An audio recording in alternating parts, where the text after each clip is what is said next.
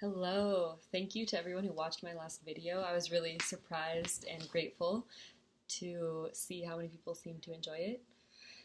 And this one is about pleasure.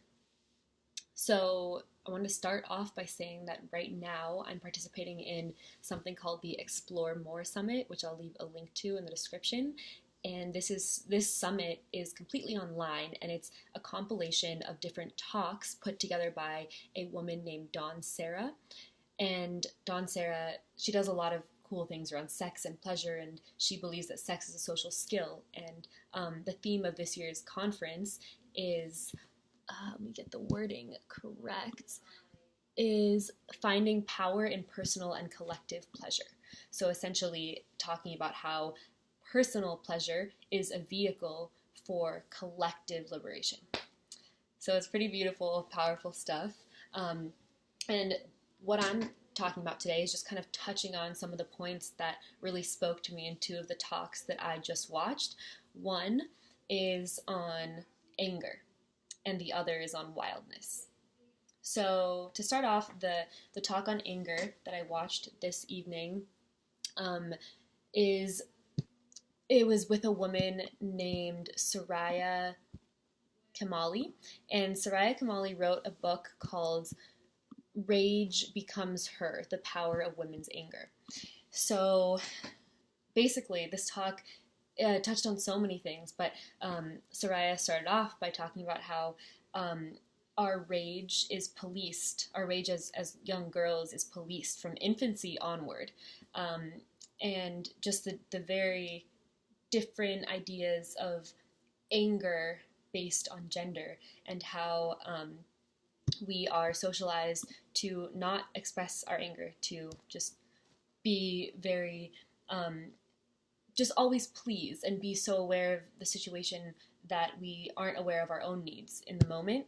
And she talked about just different tropes that exist around anger for women of different races. So in very general terms, she touched upon how Black women are often seen as angry just for existing, and anger in Latino women is often fetishized or seen as consumable, such as in the term hot tamale or a spicy Latina, which trivializes that anger. And does so many more things as well. But yeah, and then women of Asian descent are encouraged to be silent, docile, not possess the emotion of anger, be very passive. And yeah, so those are some things that she mentioned. I don't think she talked about Native women. But overall, we as women are told to not feel our anger to the point that we don't even know sometimes that it's an emotion that we're experiencing. And so part of this talk was about how we can get back in touch with that, how we can notice where it sits in our body and notice where we may cover the emotion of anger with other emotions, such as exhaustion or anxiety, just so many things that we've learned for survival in this world. And something else that she talked about is how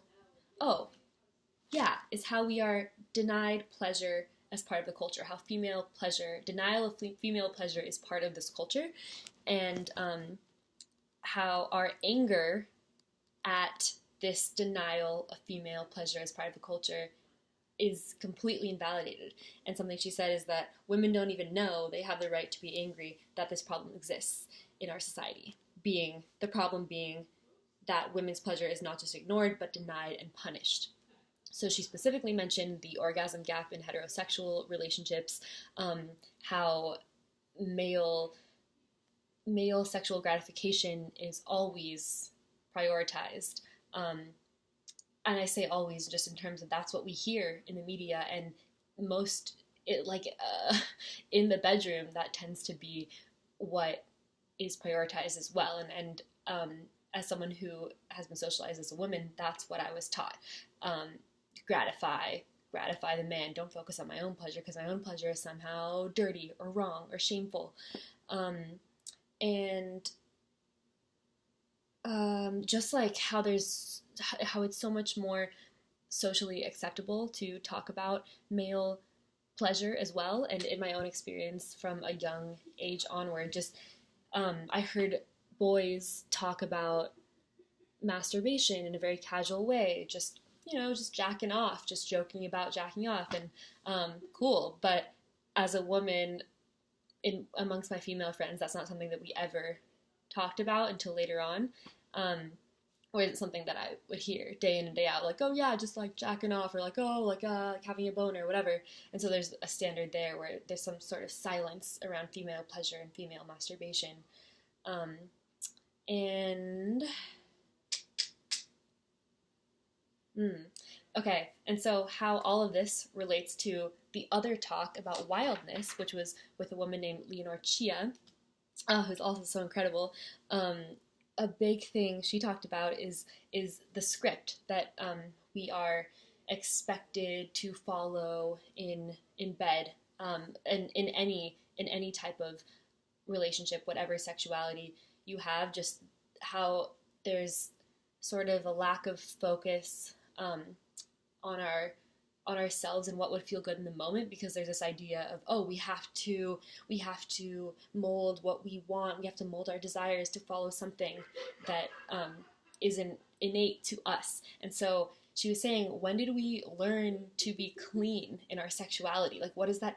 When did we learn that we have to follow something? And that this relates to what I was talking about in the previous video too, of having hair and the sense of cleanliness associated with smooth legs and with female sexuality. But yeah, so she was talking about rewilding our sexuality, and this work that she does a lot of workshops following this body tale script, which I want to learn more about. But a lot of it's just kind of authentic movement, getting back into our bodies, noticing what feels good, getting into the body and out of the mind. And ooh, yeah, she talks about eco-sexuality and how there's a huge correlation between our disconnect from nature as a humanity and our disconnect from wildness in the bedroom and our disconnect from our own pleasure. And I feel this so much because I have always had a lot of challenges with my own pleasure, whether it's masturbation or being in any sexual partnership with someone. Just feeling a lot of shame, a lot of rigidity, just not knowing how to tap into that deeper, wilder part of myself. And so hearing Leonore Chia talk about that connection between the separation from nature and the separation from the wildness within our own bodies really resonated with me. Yeah, so there's a lot of good stuff here, and if there's something else I wanted to say, yes.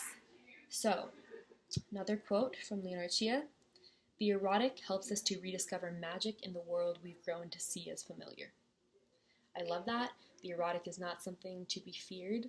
It is something beautiful, innate within all of us. I think it's just about finding safety and really widening this conversation, and learning that female pleasure and female anger and wildness are all very powerful and beautiful things to experience and express.